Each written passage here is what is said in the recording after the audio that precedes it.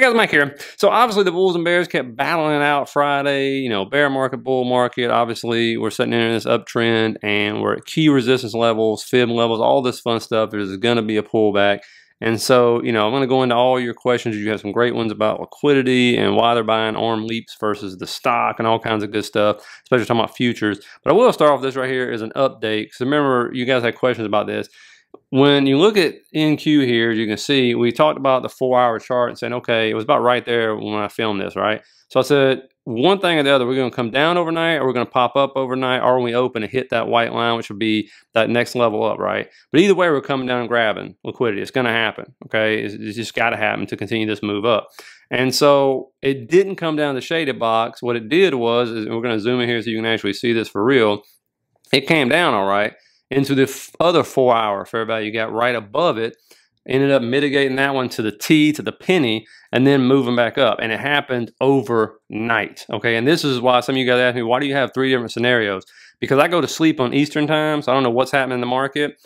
And when Asian markets open up and come online, I don't know what they're going to do, right? And then when you got Europe coming online, you're like, woof, so you got Europe and Asia going.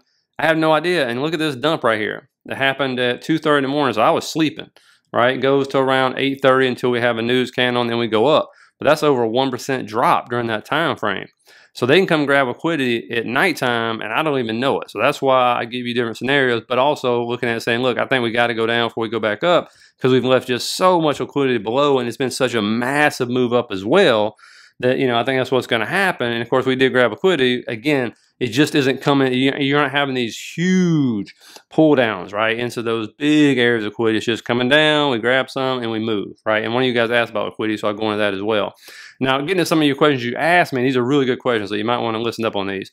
All right, one of our members, Jim here, said, you know, how do you watch the futures? I'm always saying I watch the futures at nighttime, especially at certain points in time, like 8 o'clock, definitely.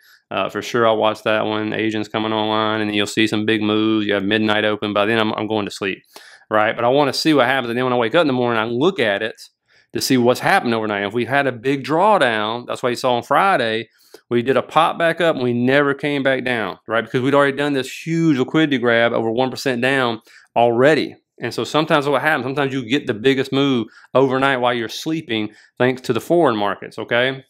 Sometimes I wish I did live in California so I could trade their time zone because they're up at midnight. I am not. Because midnight, what there is, what, like 8 or something like that? They're 4 hours behind, I believe. And so, yeah, I don't do that. But, you know, when you look at this, here's like MES or NQ. You can use either one. That's what I use to monitor and stuff. And so when I'm looking at this, I'm just looking for after hours, right? So this is, what, 6 o'clock right here when they open back up. This is 3:40.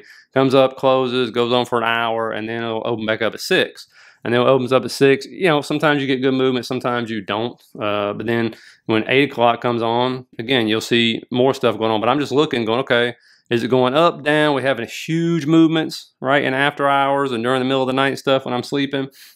And that's really what I'm looking for to kind of gauge what's going on. Then I just set my charts up from that, obviously, putting different important levels for sure, which I'll actually go into a little bit. And these, I'll show you how critical these levels are, and they actually do work. So I guarantee you some of you have been watching charts before and there's been a reversal and you're like, what just happened? I don't understand. I don't have anything on my chart. It just hit, right? But when you look at it, you know, and this is a crowd chart for some folks, but I actually like it.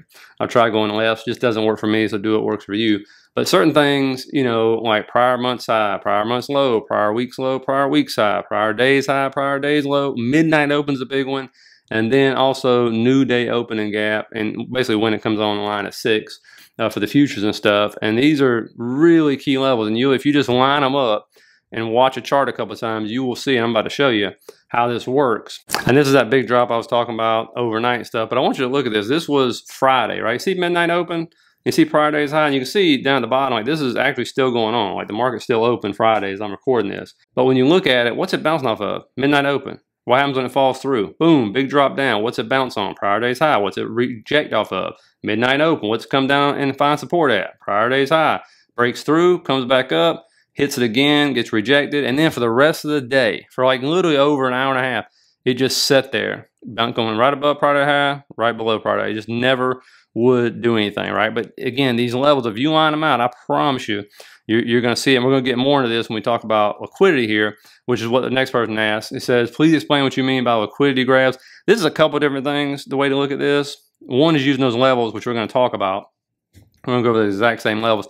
The other one's this right here. I did a members video like 9 months ago on this, and I dug it back up. Listen to this real quick, because you hear me talk about fair value gaps, which are imbalances between buyers and sellers, and how these algos search them out. And just watch this video really, really quick. And so these shaded areas, again, you can look all this up because this is like a 20-minute course, but this is an indicator. It's FVG, fair value gaps. Those right there are imbalances between the sell side and the order side, right? It's these big candles. There's a 3-candle series, and the bodies, if you look at a chart, they're usually covered up by 1 candle to the left, 1 candle to the right. They cover that middle candle completely up. When that doesn't happen, it creates an imbalance. Now, you can see, I mean, I believe, and most people would believe, hopefully, that, you know, the stock market is run by algorithms, right? And so all they're doing when they're trying to graph liquidity means they're trying to fill orders, right? And so if you watch just these imbalances, right, so you'll have a change of character, which means maybe the market's moving down a bear structure. But when you're looking at it, just look at the fair value gaps and how they're, when they show up, that's when they're there, right? And the market will just continuously hunt them, right? These algos has to fill these orders. We're talking about billions and billions of dollars. And so hopefully you seeing that, you can see exactly what I'm talking about. You see how that trend line held up, by the way? You know, important stuff like that, but hopefully you see that. That's one form. The other one is levels, major levels, the prior day high, prior day lows and stuff. And you can see what happened Friday. It'd be morning really is what it would be, but here's Thursday night and stuff, right? They open up. What happens? They take out prior day high, and usually when a major level is taken out, normal markets, normal days, okay, we'll see it come back down. It'll turn back down, right? Because it took all that liquidity out right above prior day high, all those orders sitting there and everything else. And if you look to the left, there's going to be some fair value gaps probably, all that fun stuff. Where does it find support? New day opening gap, whatever you want to call it, new day opening hour, whatever. But that's where it finds support to the penny, and it bounces, right? But look where it's floating around, right? Because it's already taking this liquidity. So what does it do?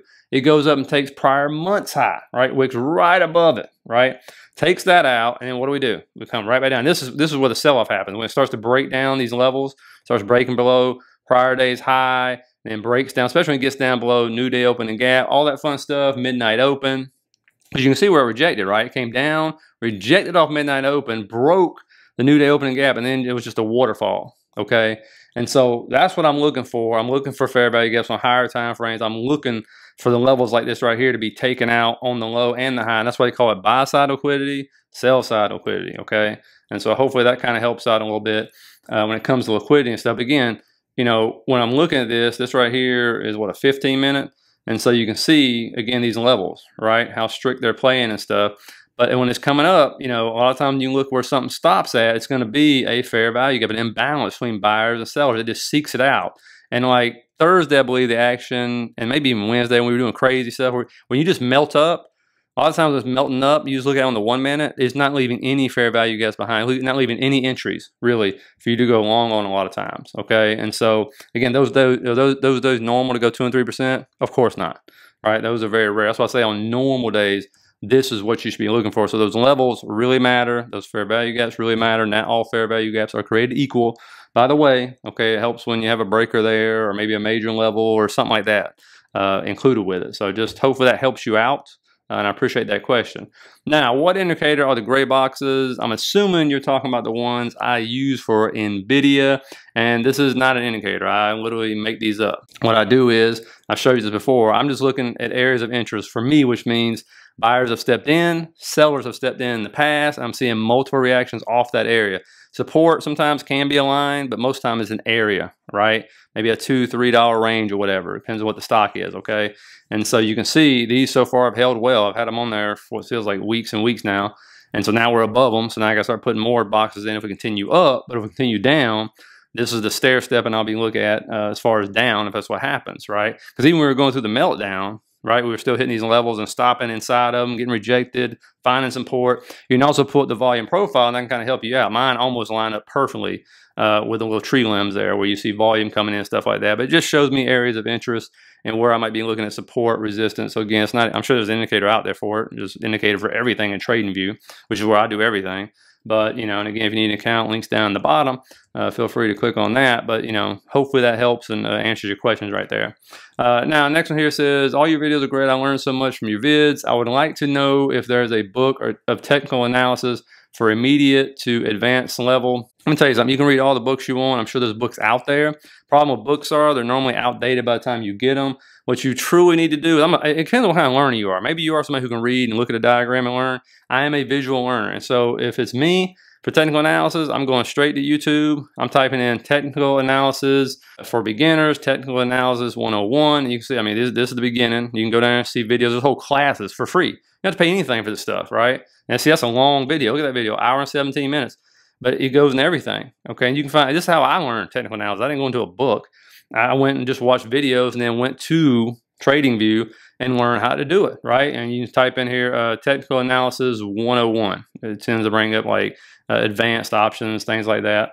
There you go, basics to advanced, okay? And you know, you get into, I say one thing, the simpler you keep it, the better, right? Learning how to draw trend lines, support lines, the fibs, you know, that kind of stuff. That really right there is what you need more than anything else, okay? And learning how to, what stocks respect moving averages. But again, you can get fancy, smancy, all you want and learn about fair value gaps and all that stuff too. So again, hope that helps you out right there, but videos is what helped me. The last one here says, why would someone buy leaps or other options with lots of time in them instead of common stock? Is this more cost effective than margin? I feel like big boys trading millions of dollars in leaps would have enough capital to just jump in common stock and also get very low margins. And yes, you are exactly right. It is much cheaper, okay, to go ahead and just buy the options than the leaps. If you can look right here, you'll see what I'm talking about. Obviously, if you're going to, let's say you're going to buy 100 shares, right? It's $13,135 at that price, right? Versus I'm going to buy a leap. This is, I think it was the January 16th, 2026 leap, if I'm not mistaken.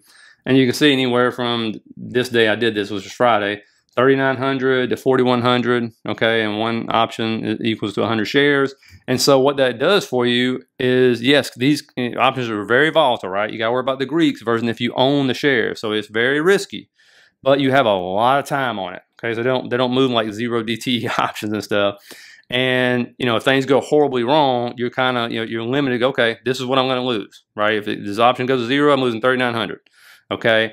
But the other thing is, look how much capital you're freeing up. So that's $9,200 you can go spend on something else. You can go invest that money into something else, okay? And so think about if you have hundreds of millions of dollars, that's hundreds of millions of more dollars you can go and invest in another stock or something versus going into, especially since you're going all the way out to 2026 here, and they're not going to hold until then. You almost guarantee that. But, you know, again, that's one of the main reasons. The other one is the leverage, right? I mean, look at how much options move, right? And so even though these are leaps, if all of a sudden ARM goes from 130, 124, is that what that is? You know, the 200 bucks, man, those options are going to be up nice, way more. You'll get way more gains than you would for the stock, okay? And so just owning the stock. So that's you know, that's the deal with that. Plus, there's other things you can do. I've never tried this before, but like when you buy, I believe, and correct me if I'm wrong, but when you buy a leap option, you know, you can sell calls on it, if I'm not mistaken. They got a name for it. I've never tried it. If you have, please just let us know in the comments. So there are many ways and many benefits to buying options, but one is you save on capital. Two is obviously with the leverage and all that stuff, you get to free up money and use that somewhere else. And the third is the options, if it does go the way you think it's going to go, are going to percentage-wise pay way more than what the stock is going to pay in return. So hopefully I got all that right. Hopefully that makes sense. So again, guys, appreciate all your questions. Keep them coming. I know you guys are asking a lot this time, so I'm trying to jam as many in. I couldn't get to all of them. Again, tomorrow's video set up the week for us. That'll be an important one to watch. And obviously, please, as usual, hit the like and subscribe button on the way out. Feel free to sign up for the membership if you like. And a lot of you guys have done that. We have a great community over there of really good, smart people. And you get your morning news brief every morning and stuff with everything you can imagine. So anyway, hope you guys have a good one, and I'll see you tomorrow.